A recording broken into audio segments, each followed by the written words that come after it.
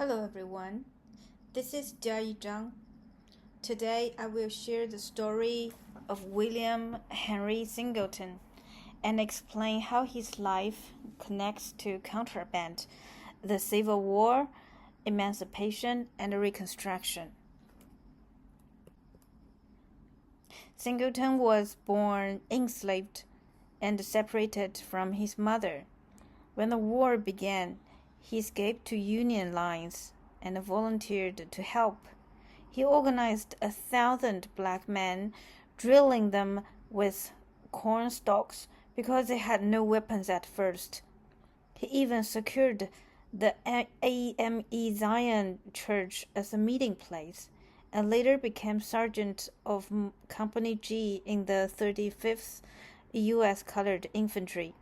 Singleton's story is very powerful because it shows how formerly enslaved people took action for their own freedom. A key idea here is the status of contraband. Singleton recounts meeting Abraham Lincoln, who told him that they were contraband of war and not American citizens. That label mattered.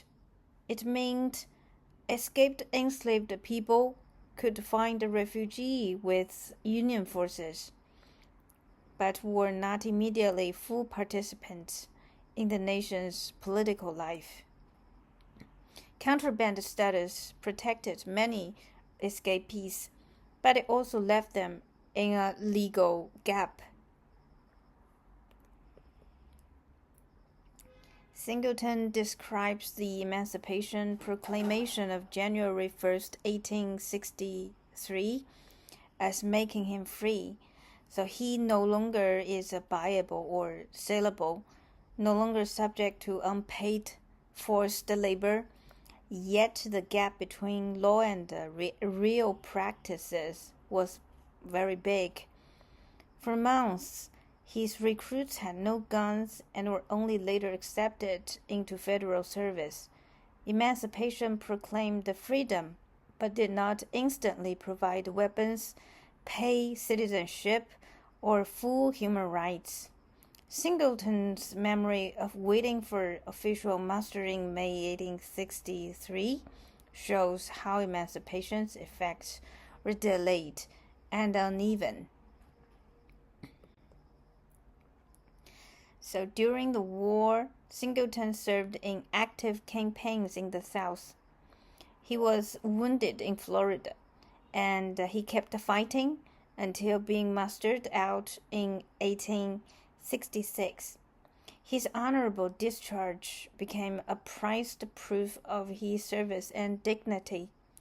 Still, his individual recognition did not erase structural obstacles faced by many freed people after the war.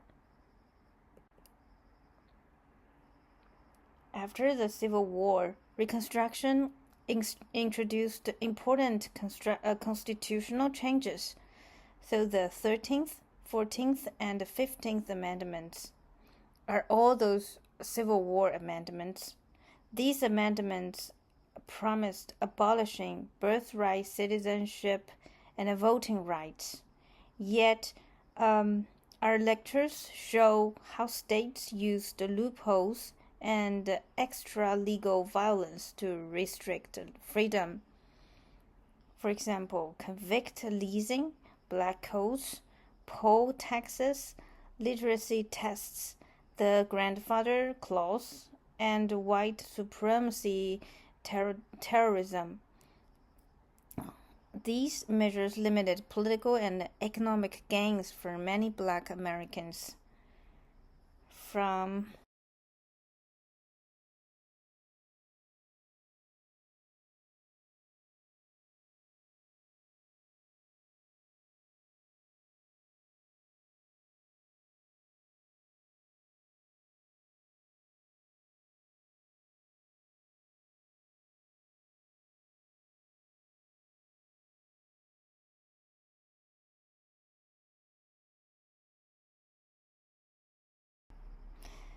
Singleton's life helps us see both sides.